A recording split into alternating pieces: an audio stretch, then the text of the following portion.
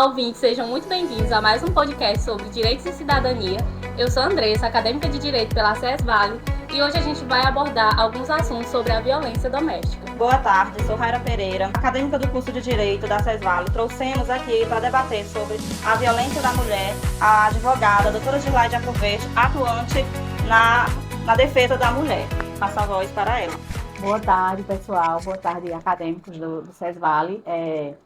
Eu sou advogada desde 2010, não lembro direitinho o ano, mas é mais ou menos 2010, e atuei em vários ramos do direito. Atuei na Secretaria da Mulher em outro estado, morei fora, atuei na Secretaria da Mulher, e foi dali em diante que eu me identifiquei com o tema, né? Que eu me identifiquei, deixei de ser machista. Confesso, eu era um pouco machista até aquele momento. Eu divido minha carreira antes da Secretaria da Mulher e depois.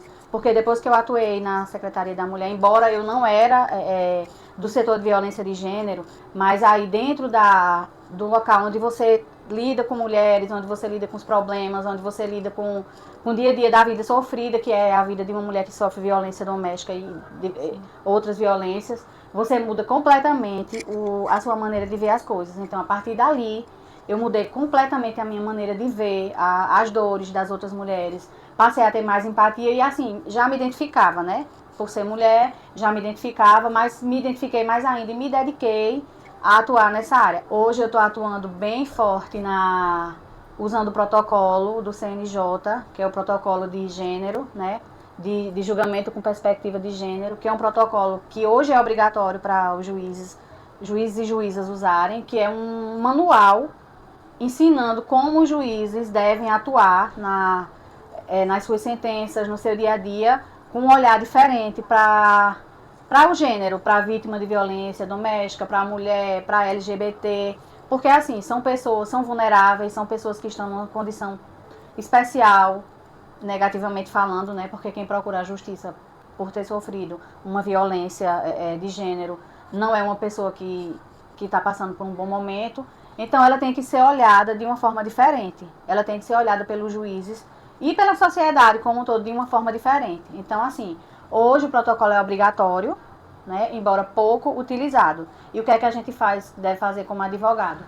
Insistir no uso do protocolo, solicitar cada petição, cada ação nossa, cada cliente que procure e que caiba você utilizar o protocolo, a gente deve solicitar. O protocolo ele não é só para vítimas de violência doméstica. O protocolo ele serve para todas as áreas do direito. A gente tem utilização de protocolo desde o direito do consumidor até o direito penal. Então, assim, sempre que puder, vocês daqui a pouco vão estar atuando, peçam para que o juiz utilize o protocolo, porque é obrigatório e é um instrumento que vai ajudar muito as pessoas em estado de vulnerabilidade. Muito importante, doutora Gilaide, você frisar essa questão do protocolo, porque hoje a questão principal, né, diante das vítimas de violência é a morosidade da justiça. Então, muitas delas têm medo de denunciar e não ser recebidas da melhor forma. É importante também frisar o trabalho que a Delegacia das Mulheres vem fazendo, né? E eu queria que a senhora falasse um pouco sobre a Lei Maria da Penha, né? Explicasse mais um pouco para algumas pessoas que ainda não têm essa informação por completo, os dados mais recentes, e sobre esse protocolo também, para deixar as vítimas mais seguradas em questão da denúncia, de quando elas forem procurar apoio. O protocolo chama Protocolo para Julgamento com Perspectiva de Gênero. Ele é novo, se eu não me engano é de 2021. Né? Foi uma cartilha que o CNJ, que é o Conselho Nacional de Justiça, elaborou para juízes e juízas na sua atuação como aplicador da lei. Né? O protocolo ele abrange não só mulheres, que aí já é um pouco diferente da Lei Maria da Penha. A Lei Maria da Penha ela é uma lei que veio para proteger a mulher vítima de violência, seja ela moral, psicológica, patrimonial, sexual, digital. Enfim, a Lei Maria da Penha ela já é mais antiga, ela vai completar 20 anos no ano que vem. Ela, se eu não me engano, não lembro o mês, mas eu acho que é agosto de 2006, né? Ela surgiu na necessidade de uma norma para proteger especificamente a mulher. Maria da Penha ela sofreu duas tentativas de assassinato pelo seu ex-marido. E aí ela passou 19 anos esperando, acho que foi 1983, 84, eu não vou lembrar o ano. Mas Maria da Penha, ela passou 19 anos esperando o julgamento do ex-marido dela. E aí, assim, esse caso dela foi denunciado à Organização Interamericana de Direitos Humanos. E ela procurou casas de apoio a mulheres, órgãos de apoio. E o que foi que aconteceu? Esse caso foi levado foi falado internacionalmente. O Brasil ficou com imagem super negativa por conta disso. Ela ficou paraplégica, se eu não me engano, ela é paraplégica. E lesões, sérias lesões. Mas depois dessa denúncia, anos e anos e anos depois da violência que ela sofreu, foi que tanto é que foram 19 anos, né? E aí a missão dela é uma missão muito árdua, porque ela sofreu na pele e mesmo assim ela luta até hoje, né? Maria da Penha, ela luta até hoje. Mas até em que depois dessa exposição internacional, a lei surgiu, né? Nós hoje temos a Lei Maria da Penha, que depois, eu até separei aqui uns aspectos da lei, 5 características da lei para mostrar para vocês que foram coisas que beneficiam a gente, né? Por exemplo, a criação dos juizados especiais. Foi criado na Lei Maria da Penha, dos juizados especiais voltados para a proteção à mulher. As redes de apoio das delegacias da mulher foram por conta da Lei Maria da Penha. E veja, 20 anos depois, ainda não acontece como deveria acontecer. Na prática, por exemplo, eu fui com uma mulher numa delegacia em outra cidade, não foi aqui em Teresina. E no próprio atendimento, na delegacia da mulher, na delegacia especializada, a pessoa que nos atendeu, ela criticou a minha cliente, que era a vítima, por ter voltado com o ex-marido. Pra que? Mulher, tu voltou pra ele já tantas vezes. Aí eu disse a ela, olha, eu sei que você tá fazendo seu trabalho, mas não é o seu papel. Como não é o papel de nenhuma de nós de julgar, o que é que a gente tem que fazer? É acolher, ajudar. Essa questão que todo mundo diz, briga de marido e mulher não se mete a colher. Mete. Mesmo que ela volte, não cabe a gente julgar porque ela voltou. Cabe a gente ajudar, porque às vezes uma briga de marido e mulher que se diz que não se mete a colher, é onde vai acontecer um feminicídio. Nem que ela volte amanhã, ela tá apanhando o marido, ela tá brigando com o marido, você vai lá, denuncia, tira ela dentro de casa, chama a polícia, faz o que tiver ao seu alcance, mas não deixe, não abandone. Tanto nós mulheres, principalmente, porque às vezes acontece disso partir da gente, de mulheres, de outras mulheres não terem empatia com quem sofre violência, de achar que a própria mulher é culpada, de achar que ela deu causa. Mas ela não se comporta como uma mulher casada. Ela merece apanhar porque ela vai pra festa de short curto. E muitas vezes esse julgamento ele acontece da parte de mulheres. Então, assim, se numa delegacia da mulher, uma vítima de violência receber uma crítica dessa, você imagina na rua. Então, assim, embora tenha os defeitos, mas se não houvesse delegacia de mulher, se não houvesse proteção, se não houvesse a Lei Maria da Penha, como estaríamos hoje? Né? Vocês têm dados aí de violência contra a mulher no Piauí, em Teresina, que são dados alarmantes, né? Depois vocês passam. Mas, assim, é muito importante a gente lutar para o cumprimento da Lei Maria da Penha, a gente fazer parte, mesmo que a gente não sofra violência, mas a gente fazer parte, denunciando, a gente fazer parte, protegendo outras mulheres, mesmo que elas não queiram, porque a maioria não quer ser protegida. A maioria diz, não, fica com pena do marido, ou do namorado, ou do companheiro. Mas, na verdade, às vezes aquela mulher está sofrendo uma violência psicológica. Agora há pouco a gente teve um caso de um advogado, se eu não me engano, na Paraíba, que bateu na mulher, na noiva, e agora eles voltaram e vão casar. E aí, assim, será que aquela mulher possa até... estou fazendo até um julgamento, mas assim, será que aquela mulher não sofre violência psicológica? Será que ela não voltou para ele por conta da violência, né? Então, assim, são coisas que a gente vai vendo desfecho com o passar do tempo, mas o mais importante é principalmente a gente, que é mulher, a gente proteger as outras mulheres. E aí a Lei Maria da Penha, ela é de extrema importância para a gente, e a gente não deve descansar. Doutora, a gente, como sociedade em si, a gente vê que existe muita vulnerabilidade para a mulher chegar, aquela violentada chegar a uma denúncia. Principalmente nas periferias, na zona rural, porque nesses locais são os locais que menos elas têm informações que menos a polícia está lá, que o local que mais a sociedade em si faz o julgamento, faz a crítica àquela mulher que está sendo violentada. Que hoje, nos dados daqui do Piauí, a violência que mais está alarmante é a psicológica. Nem tanto a física. O dado maior está sendo da violência psicológica, porque a gente vê que eles ameaçam. Se você for denunciar, eu vou lhe matar, eu vou matar seus filhos, você vai acabar com nossa família, você vai ficar falada. Porque mulher separada é mulher falada, é mal vista perante a sociedade. Então isso tudo traz esse contexto para que essas mulheres que estão lá na periferia sejam menos assistidas pela delegacia, pela polícia, pela sociedade, pela justiça. Né? Nesse ponto de vista seu, como advogada que atua nessa causa, como você vê a perspectiva para a gente chegar ao alcance dessas mulheres e dar coragem a elas a vir até a delegacia, a ligar para fazer essas denúncias? Na verdade, Raira, isso é um papel do poder público, né? O governo deveria chegar, começando, claro, a gente tem que começar em casa, né? O primeiro ponto é a gente começar em casa. Mas o governo, ele tem que chegar através das escolas, tem que começar de pequenininho, porque começar das crianças, né? Educar, conscientizar escolas, as próprias delegacias, que não são delegacias especializadas, formação, palestras.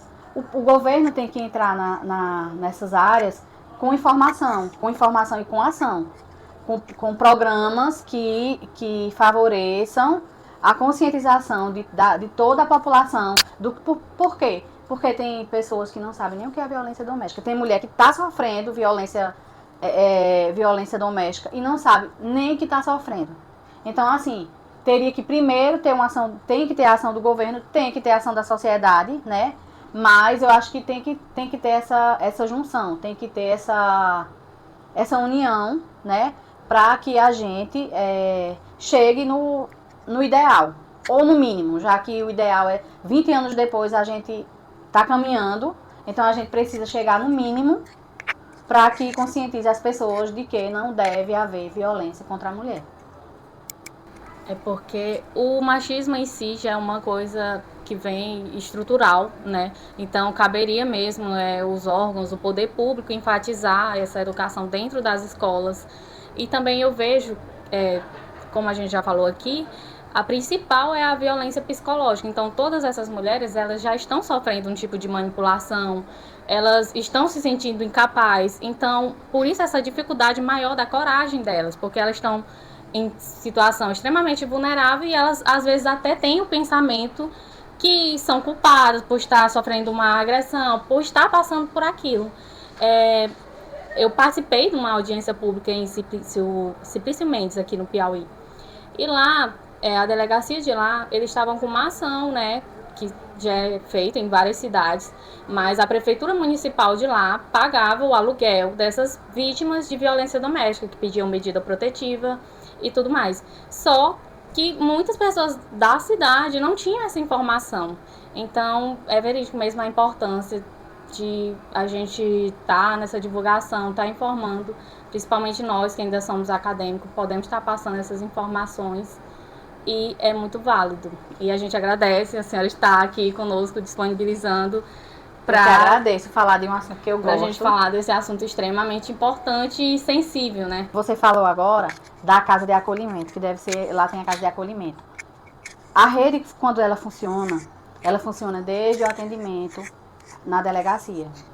Você leva a vítima, ela tem que ser atendida por um médico, por um psicólogo, ou psicólogo. Normalmente a equipe é mulher, porque, veja, o ideal é que a equipe seja de mulher. Porque, digamos, uma mulher que sofreu uma violência sexual, ela vai chegar numa delegacia e ser atendida por homens, ela não vai se sentir à vontade. Que era o que acontecia muito. Chega uma mulher, quando não tinha rede, chegava uma mulher para ser atendida, foi estuprada. Ela vai ser atendida por um homem, ela volta. Ela volta da porta da delegacia, porque chega lá na delegacia tem um monte de homem. Para atender, ela volta. 99% dos casos, volta. Aí o que acontece? A mulher tem que ser atendida pela equipe multissetorial, que envolve a delegada, as suas assistentes, o médico, o psicólogo, a advogada. E a mulher, quando ela precisa de uma medida protetiva, que ela precisa sair da sua residência, tem uma casa de acolhimento. Que essa casa de acolhimento, o endereço dela é sigiloso. O que acontece? Normalmente as mulheres, quando elas não têm... É tão grave essa questão, que muitas mulheres elas têm que ir embora da cidade. Quando elas estão ameaçadas de morte, o que é que acontece? Isso acontece porque quando eu atuei na Secretaria da Mulher, a gente tinha uma casa de acolhimento que muitas vezes a gente pegava mulheres e filhos que não tinham mais a menor condição de voltar, porque era risco iminente de morrer. A gente acolhia, fazia todo o trabalho, organizava a documentação e mandava elas para outro estado. Muitas vezes as mulheres elas não têm o direito de voltar para sua casa, de ficar na sua cidade. Então, assim, e quando você fala do machismo, é aquela questão, a gente nasce, nós aqui no Brasil, a gente nasce aprendendo que é inferior. A gente nasce aprendendo que os homens são melhores do que a gente. Os homens têm mais força, os homens é quem exerce as posições de liderança, os homens é quem pode isso, é quem pode aquilo, e as mulheres, elas são criadas. Hoje está mudando muito a mentalidade, né? Mas as mulheres, elas são criadas para cuidar da casa e cuidar dos filhos. Elas são criadas para ter filhos, né? Hoje em dia, uma mulher que diz que não quer ter filho, ela é muito julgada. As mulheres, elas são nascidas e criadas para viver em função do homem. Então, é uma coisa de 500 anos, né? Que cabe a nós, que temos algum poder de fala, e sair plantando essa sementinha em cada canto. Quem sou eu? Eu sou uma advogada que não tenho milhões de seguidores nas minhas redes sociais, eu não conheço milhões de pessoas, eu não sou autoridade, eu não trabalho em órgãos públicos, mas eu tenho vizinha, um vizinho, uma vizinha, eu tenho familiar, eu trabalho em algum lugar, Então é onde eu estou, eu vou plantando aquela sementinha. Eu tenho 2 meninas, então eu já começo a plantar a sementinha nas minhas filhas. Você tem meninos, não é, Raira? Meninos e uma menina. Então você plante nos seus meninos, plante na sua menina. É muito bom a mãe que ela planta a sementinha nos filhos, porque muitas mulheres, elas são machistas. Elas têm aquele complexo de que o homem é melhor, então elas mesmas têm atitudes machistas, muitas vezes até inconscientemente, nem tem ideia do mal que aquilo faz. Então, assim, a gente tem que plantar em casa, plantar no familiar. Fulaninho é machista, não aceite. Mas ele é assim mesmo, não aceite. Não é assim, ele é assim, ele é machista, é o jeito dele, não aceite o jeito dele, não aceite, lute, brigue, fale, dê a sua contribuição, porque isso é uma coisa que a gente vai colher mais na frente, mas se a gente não fizer agora, vamos continuar com índice altíssimo de violência contra a mulher. A gente vai falar um pouco dos dados, doutora, né, que a gente teve pesquisando. E aqui no estado do Piauí, nós temos um levantamento de 97 mil mulheres violentadas. E em torno de 29 mil só registraram o boletim de ocorrência. E assim, como eu já tinha falado, a psicológica está no índice maior, né, de 2023 até os meses atual. E seguido da moral, aí vem a física e aí vem as demais. Só que a gente vê que ainda continua um dado muito alarmante. Esses dados vêm crescendo, vêm aumentando, em vez de diminuir. Apesar de a gente ter todo o amparo aí da justiça com essas mulheres. Mas como eu já falei, ainda assim, ainda tem mulheres que têm medo de fazer a denúncia. A vulnerabilidade delas, e assim, muitas, por eu conhecer um pouco da periferia, eu vejo muitas mulheres relatar que aquela medida protetiva não vai assegurar ela de não ser morta. Ela não vai sair da casa dela para ir morar onde? No abrigo? Não ter vida? Então a gente vê muito isso ainda. E falando assim, de repente, dessa violência que a gente vê todos os dias, como você falou, a plantar sementinha nos nossos filhos, plantar sementinha dentro de casa, para nós que estamos nessa geração já iniciando. Mas o difícil é a gente combater o machismo da geração antiga, que é através dela que está vendo esses aumentos dos índices do feminicídio. Porque é muito complicado você colocar na cabeça do outro que ele está errado, que ali é um machismo. Que em mulher você não tem que bater. Hoje os homens se sentem que as mulheres são propriedade exclusiva deles.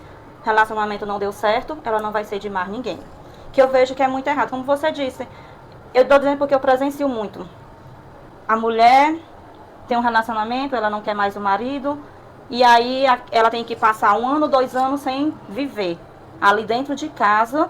como se fosse uma guardiã. Porque se o homem ou a família dele ou alguém vê, algum parente, vizinho, vai dizer assim, deixou o marido para ser sem vergonha. Aí vai lá no ouvidinho dele e ele vai lá ameaçar, vai bater, vai matar. E sempre nesses casos de separação, sempre, eu não sei vocês, mas eu só ouço dizer que é a mulher que tem culpa. Se o relacionamento não deu certo, a culpada é a mulher. Mas é aquela história. A gente tem que combater com a arma que a gente tem. O que a gente não pode é parar de lutar. Porque a vida da mulher, do dia que nasce até o dia que morre, é lutar para sobreviver, é lutar para não perder os direitos que conquistamos. Porque qualquer vacilo que a gente dá é tirado algum direito. E sobre os dados, Raira, tem muita subnotificação, né, que acontece e não é notificado, mas às vezes eu não posso lhe afirmar que eu não tenho conhecimento detalhado desses dados que você passou e a origem, mas assim, quer dizer, a composição dos dados, mas às vezes o aumento do feminicídio, o aumento do registro de violência, às vezes isso é um fator positivo. Por quê? Talvez as mulheres hoje estão mais encorajadas em denunciar. Digamos, tem 100 casos de violência. Esses 100 casos de violência, eles existem, né? Os 100 casos. Mas aumentou, ano passado só foram registrados, ano passado só teve 20 casos e esse ano 30. Aumentou? Aumentou ou 10 mulheres tiveram coragem de notificar, né? Então, assim, por um lado, a gente pode pensar também que isso é positivo no sentido de que a mulher ela está tendo mais coragem de denunciar. Então, aí é como eu reforço que é o papel da gente. Sempre procurar o caminho de denunciar, o caminho de registrar. Poderia finalizar aqui, deixar as informações das localizações da Delegacia da Mulher aqui no Piauí. Tem a delegacia no aeroporto, na Avenida Petrônio Portela. Que é essa daí. Que é essa que você falou. Tem a delegacia na Avenida Henrivaldo de Carvalho, no Saci, que é ali próxima, depois da Ceasa, na Zona Sul. E tem a delegacia do feminicídio, que é lá na Pedro Freitas. O endereço é mais difícil, é ali perto do centro administrativo. E tem, como a gente é vizinha daqui de Timon, tem a delegacia de Timon também, que é aqui ao lado do 1º distrito. Eu sei que eu já fiz muitos atendimentos lá, naquela avenida principal, quando vem de Teresina. Aí você tem também essa delegacia especializada da mulher em Timon. Então, assim, era para ter mais? Era, mas pelo menos a gente tem esses locais onde a mulher vítima de violência pode procurar e ser acolhida. Temos também aqui o aplicativo Salve Maria, que foi criado aqui no Piauí, que permite denunciar de forma rápida e prática. Então, vítimas de violência podem estar baixando o aplicativo. Ele é totalmente sigiloso e de fácil acesso, né? Hoje, acredito que a maior parte das mulheres tem o celular e pode estar baixando esse aplicativo e fazendo a denúncia.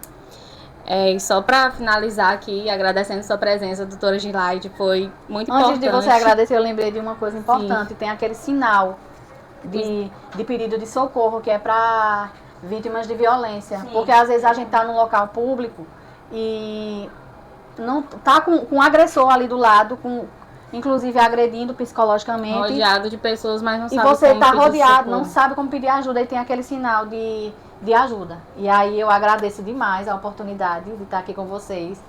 Passaria horas e horas, né? O assunto rende. Todo mundo aqui é um assunto delicado.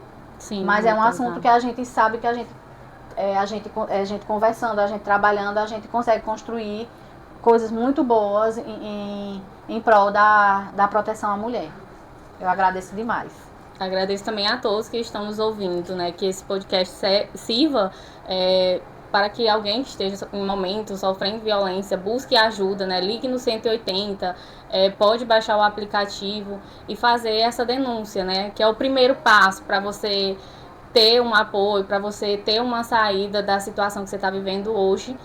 E agradecer a todos e finalizar aqui dizendo que denunciar é um ato de coragem, é muito importante que você tenha essa coragem de denunciar, que você busque ajuda da melhor forma. E tá aí, os órgãos que temos, né, tudo que a gente já conquistou até aqui, vamos usar, que é usando que a gente vai vendo ali onde está as falhas, onde que a gente pode buscar e melhorar. E vamos ajudar mulheres que estejam em situação de violência.